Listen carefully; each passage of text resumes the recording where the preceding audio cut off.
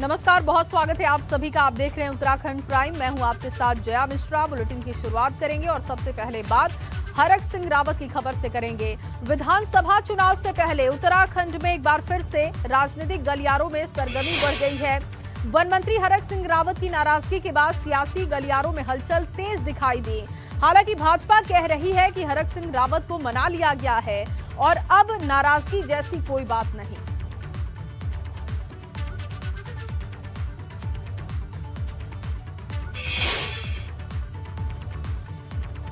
वहीं हरक सिंह को मनाने के लिए सीएम पुष्कर सिंह धामी ने उनसे बात की। सीएम धामी का कहना है कि हरक सिंह को मना लिया गया है और अब नाराजगी जैसी कोई बात नहीं। सुनिए।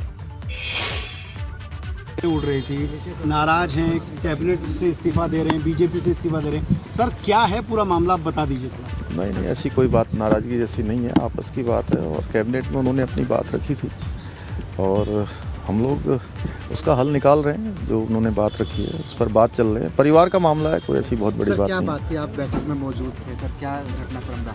नहीं, जो भी उनकी बात थी हम लोगों ने उस पर वो कोटद्वार मेडिकल कॉलेज को लेकर थी, उसमें हम लोग धनराशि जारी कर रहे हैं। परिवार की बात है, परिवार में कहा है। सर चुनाव नजदीक आते हैं, तरह की पॉलिटिक्स करने लगते हैं, तो क्या सरकार को प्रेशर देने का वो है? नहीं, हम लोग सब लोग मिल बैठ के बात कर लेंगे। देखिए, हर आदमी को लगता है अपने अपने क्षेत्र में काम होना चाहिए और चूंकि चुनाव नज़दीक है तो सभी को लगता है कि मेरे क्षेत्र में काम होना चाहिए। अगर कोई कह रहा है कि मेरे क्षेत्र में काम होना चाहिए तो निश्चित रूप से उस क्षेत्र का दबाव भी होता है, कुछ कमिटमेंट भी होते हैं, तो उस पर हम लोग गंभीरता से विचार। और इसके साथ ही राज्यसभा सांसद अनिल बलूनी ने भी हरक सिंह रावत से बातचीत की है और कहा उन्होंने कि भाजपा के राष्ट्रीय मीडिया प्रभारी अनिल बलूनी ने कहा कि हरक सिंह रावत और उमेश शर्मा काऊ से मेरी बातचीत हुई है, जिसके बाद मसले के हल के आश्वासन के बाद प्रदेश नेतृत्व से बातचीत शुरू हुई थी। एक बड़ी भूमिका निभाई है उन्होंने। राज्यसभा सांसद अनिल बलूनी ने इस मामले को लेकर क्या कहा, सुनते हैं।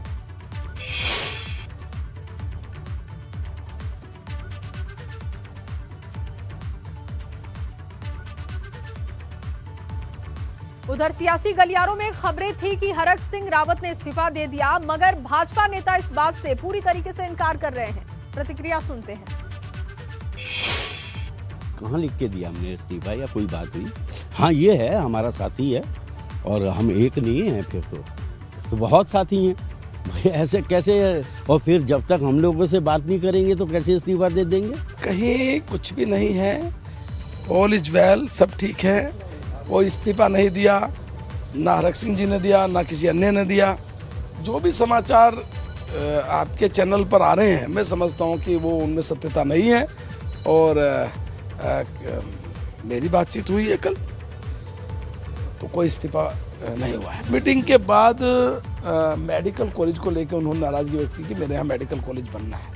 उस पर उनकी नाराजगी थी, वो एक स्वाभाविक है। वो विधायक भी हैं, मंत्री हैं, तो अपने क्षेत्र के लिए अगर वो इस प्रकार की एक उनका भाव है तो इसमें गलत क्या है? कि नाराजी नहीं है और लोकतंत्र में अपने क्षेत्र के विकास के लिए मंत्री भी बोलते हैं, विधायक लोग भी बोलते हैं, सांसद जी भी बोलते हैं और ये अच्छा शुभ संकेत है कि लोग अपने क्षेत्र के लिए डिमांड करते हैं, तो कोई उसमें दिक्कत क्या है? और कल कैबिनेट बैठक जब ख़त्म हो गई थी उसके बाद हमारे बड़े भाई साहब ने कहा कि भाई मेडिकल कॉलेज बनना चाहिए, तो हमने कल 5 करोड़ रुपये भी वहाँ के लिए स्वीकृत कर दिए और बहुत अच्छा है कि कोटद्वार बहुत अच्छी जगह है कि वहाँ मेडिकल कॉलेज बने, इसलिए कोई दिक्कत है।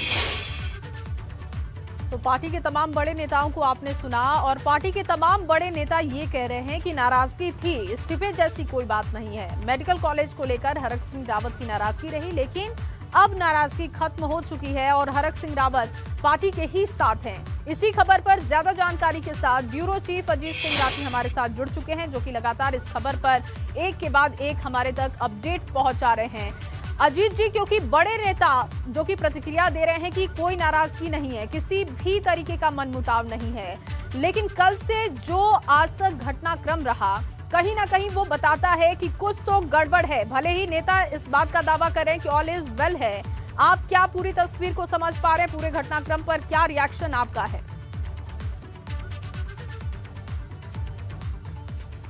जय, देखिए, ये जो कल मंत्रिमंडल की बैठक के बीच में ही एक ये सिलसिला शुरू हुआ नाराजगी का कि वो उनके तीखे तेवर हो गए, आक्रोश बढ़ गया, फिर इस्तीफे की घोषणा कर दी, फिर वो कैबिनेट की बैठक से बीच में उठकर चले आए। रात भर मान मनव्वल जारी रहा, दावे प्रतिवाद दावे होते रहे, इस्तीफा नहीं हुआ, तमाम चीज़ें बिल्कुल सेटल हैं, ऑल इज वेल हैं भारतीय जनता पार्टी के भीतर। और सुबह मदन कौशिक जो भारतीय जनता पार्टी के प्रदेश अध्यक्ष हैं, उन्होंने पूरी मीडिया को झूठा ठहरा दिया। और तमाम दूसरे जो धन सिंह रावत है, स्वास्थ्य मंत्री, जिनकी वजह से ये सारी प्रॉब्लम क्रिएट हो रही है, वो कह रहे हैं बिल्कुल चकाचक है। और मतलब ये तब से जो कल शाम से जो सिलसिला चला आ रहा है, अभी ये मुझे लगता है कि ये वन साइडेड ट्रैफिक है जी। और ये वन साइडेड ट्रैफिक तब तक है जब तक हरक सिंह रावत सामने आकर बोल नहीं देंगे। और चूंकि हरक सिंह रावत रात से, हो सकता है मुख्यमंत्री ने भी बात की है, अनिल बलूनी जी ने भी बात की है, मदन कौशिक ने भी बात की है, सब ने बात की है, सब कह रहे बिल्कुल ठीक है, तो हरक सिंह रावत सामने क्यों नहीं आ रही, एक बड़ा सवाल है। बिल्कुल, और लेकिन जब तक हरक सिंह रावत इस मामले में आकर अपना पक्ष नहीं रख देते, एक और सवाल आपसे, हरक सिंह रावत है कहां? क्योंकि निजी आवास पर कोई हलचल नहीं है, सरकारी आवास पर कोई हलचल नहीं है, तमाम पार्टी के बड़े नेता कह रहे हैं कि सब कुछ ठीक है, लेकिन हरक सिंह रावत कहां है? वो क्यों नहीं सामने आ रहे हैं अब तक? देखिए, पूरा मीडिया और पूरी इंटेलिजेंस हरक सिंह रावत को लोकेट करने में लगे हैं। अभी थोड़ी देर पहले उनकी सूचना मिल रही थी कि वो ISBT की तरफ कोई एक उनके निजी मित्र हैं, उनके घर पर थे, लेकिन वो वहाँ से भी निकल गए। रात में सूचना मिल रही थी वो सहसपुर की तरफ हैं, तो विकास नगर का जो हाईवे है उधर की तरफ गए हैं। तो जब हरक सिंह रावत पार्टी के नेताओं के या सरकार के नुमाइंदों के साथ आकर अपनी बात नहीं रख दे रहे हैं, या प्रदेश अध्यक्ष मदन कौशिक या मुख्यमंत्री इतना नहीं कर पा रहे हैं कि हरक सिंह रावत को अपने पास लाकर मीडिया से मुखातिब करा दें और वो खुद ही कह दें कि उन्होंने कोई इस्तीफा नहीं दिया है, ना उनका इस्तीफा देने का इरादा है, तो अगर जब तक ये स्थिति पैदा नहीं हो जाती, कंट्रोल करने की कोशिश दिखाई दे रही है, लेकिन जब तक हरक सिंह रावत सामने नहीं आते हैं तब तक संशय की स्थिति है। क्योंकि पार्टी के तमाम बड़े नेता ये तो कह रहे हैं कि कोई नाराजगी हरक सिंह रावत की नहीं है, लेकिन हरक सिंह रावत कहां है, ये भी एक बड़ा सवाल है। अब आपको बताते हैं कि हरक सिंह की नाराजगी की बड़ी वजह क्या थी। दरअसल हरक सिंह रावत की नाराजगी इस बात को लेकर थी कि कोटद्वार में मेडिकल कॉलेज का प्रस्ताव खारिज हो गया था और इसी से खफा होकर हरक सिंह रावत कैबिनेट मीटिंग को बीच में छोड़कर चले गए थे। सरकार का तर्क था कि एक जिले में 2 मेडिकल कॉलेज नहीं हो सकता, क्योंकि पौड़ी जिले में पहले ही मेडिकल कॉलेज है और इसीलिए दूसरा कॉलेज नहीं बन सकता है। मगर हरक सिंह रावत की नाराजगी के बाद आखिरकार सीएम धामी ने फैसला लिया है कि मेडिकल कॉलेज के लिए 10 से 20 करोड़ रुपए अनुदान राशि जारी की जाएगी। ये मुख्यमंत्री पुष्कर सिंह धामी ने कहा है, उन्होंने भरोसा दिया है और साथ ही साथ उन्होंने ये भी कहा, भरोसा इस बात का भी उन्होंने दिया कि इसी बात के साथ अब हरक सिंह रावत की नाराजगी भी खत्म हो चुकी है और किसी भी तरीके की नाराजगी नहीं है और हरक सिंह रावत पार्टी के ही साथ है। और वहीं हरक सिंह रावत के साथ भाजपा विधायक उमेश शर्मा काऊ की भी नाराजगी की खबर आई थी और इसको लेकर एबीपी गंगा के संवाददाता पंकज राणा ने उमेश शर्मा काऊ से बातचीत की, सुनिए। इस पूरे घटनाक्रम में जो संकट मोचन बने हैं, उमेश शर्मा काऊ जी हमारे साथ में मौजूद हैं। हम उनसे जानते हैं कि पूरा घटनाक्रम क्या हुआ था और किस तरह का पूरा प्रकरण हुआ है। आप विधायक जी रहे हैं, शुरू से लेकर लास्ट तक आपने पूरा काम इसमें किया, क्या था पूरा मामला, किस तरह? मैंने बताया ना, मतलब पूरे 5 साल होने जा रहे हैं। हरक भाई अपने क्षेत्र में कोटद्वार में एक मेडिकल कॉलेज बनाना चाहते हैं और उसके लिए वो लगातार त्रिवेंद्र सरकार में भी प्रयास करते रहे, फिर तीरथ जी बने, उनके साथ भी, अब धामी जी बने। पिछली कई बैठकों में वो हमेशा मेरे सामने भी कई बार उन्होंने पंकज पांडे को डांटा भी, धन सिंह जी से भी कई बार गर्म बात हुई कि भाई मेरा मेडिकल कॉलेज का आप क्या कर रहे हो, उसका प्रस्ताव लाके उसका जो अनुदान जारी करना है वो करें। तो कल कैबिनेट की बैठक है, पूरे 2 घंटे चली और लास्ट में जब सारे प्रस्ताव आ गए और कोटद्वार कॉलेज का उसमें प्रस्ताव नहीं था तो उनको बुरा लगा और वो कैबिनेट छोड़ के अपना वहाँ से निकल गए। आप भी गए थे उनके पीछे पीछे? हाँ, तो क्या बातचीत हुई? मुझे मिले, उन्होंने सारी बात बताई और ये स्वाभाविक है, अपना दर्द अपने साथी को बताते हैं और उन्होंने बताया कि मैं इतने दिन से प्रयास कर रहा हूँ और मेरी सुनवाई नहीं हो रही, इसलिए मुझे बुरा लगा और मैं अपने लिए नहीं मांग रहा हूँ मेडिकल कॉलेज, मैं वहाँ की जनता के लिए मांग रहा हूँ। फिर उन्होंने कहा देहरादून मेडिकल कॉलेज मैंने बनाया तो ये क्या मेरे काम आ रहा है?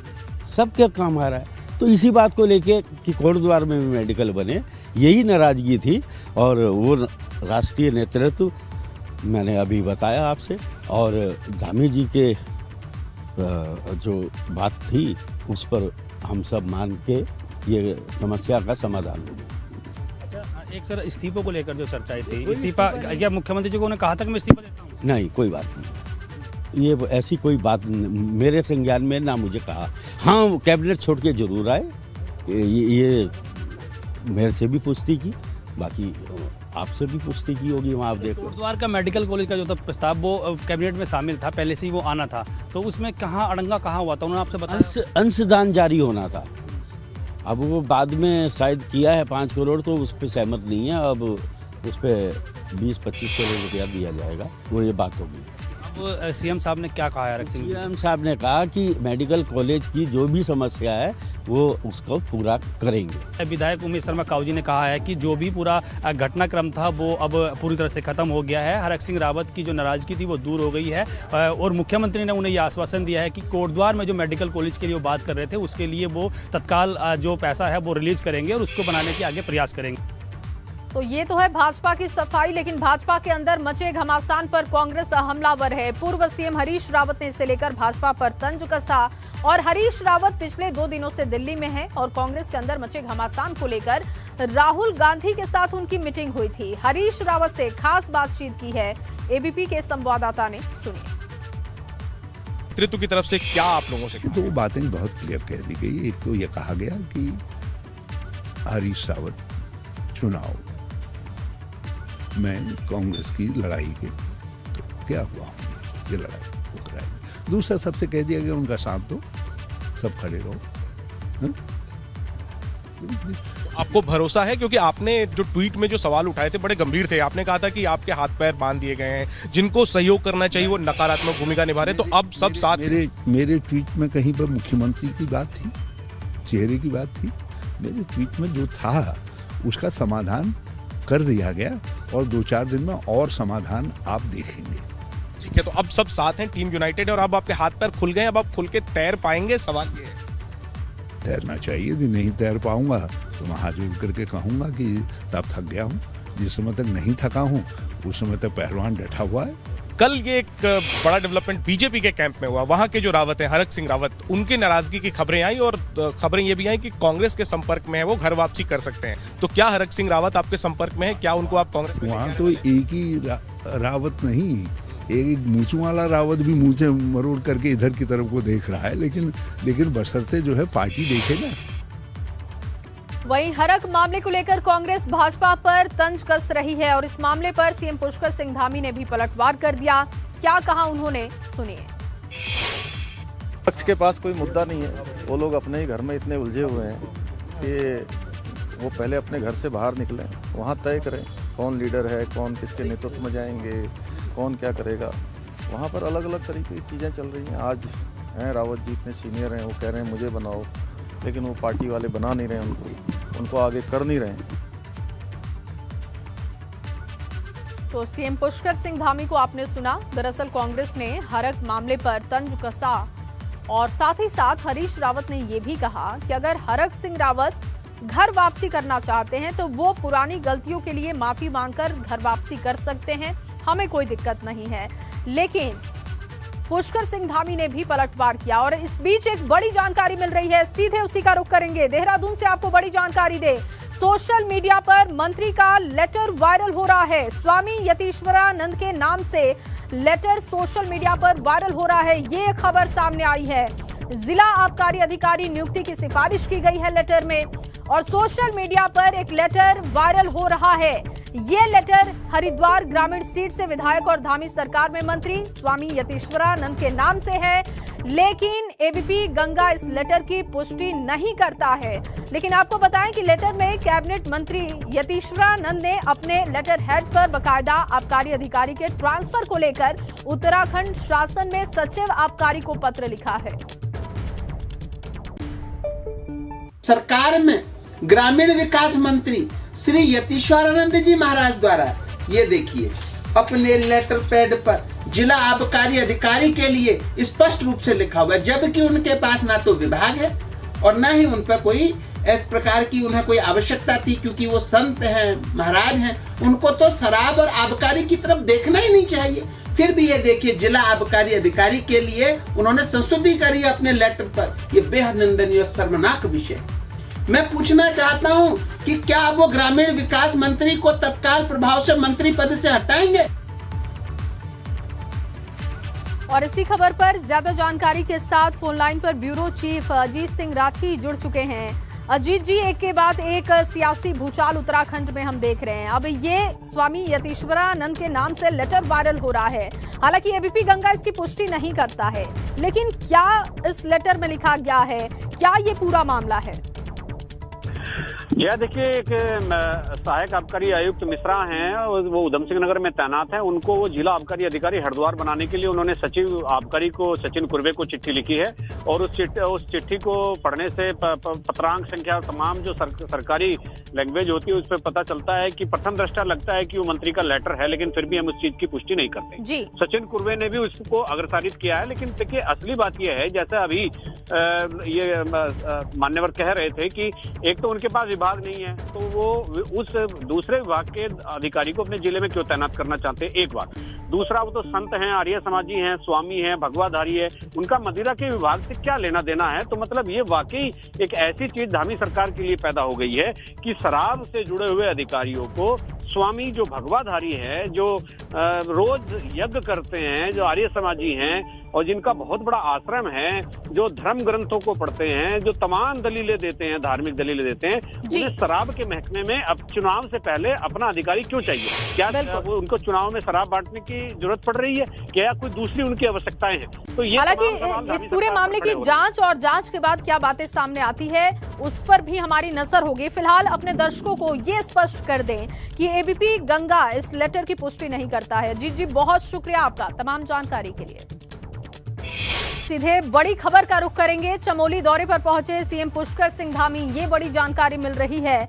नंदानगर घाट में विजय संकल्प रैली, और रैली में शामिल होने के लिए सीएम पुष्कर सिंह धामी पहुंचे नंदानगर घाट में भाजपा की विजय संकल्प रैली, और इस रैली में शिरकत करने के लिए सीएम पहुंच चुके हैं। चमोली दौरे पर सीएम पुष्कर सिंह धामी पहुंचे, तस्वीरें आपको दिखा रहे हैं जहां पर लोग उनके स्वागत के लिए, अभिनंदन के लिए मौजूद हैं। और आपको बताएं कि नंदानगर घाट में विजय संकल्प रैली भाजपा की है।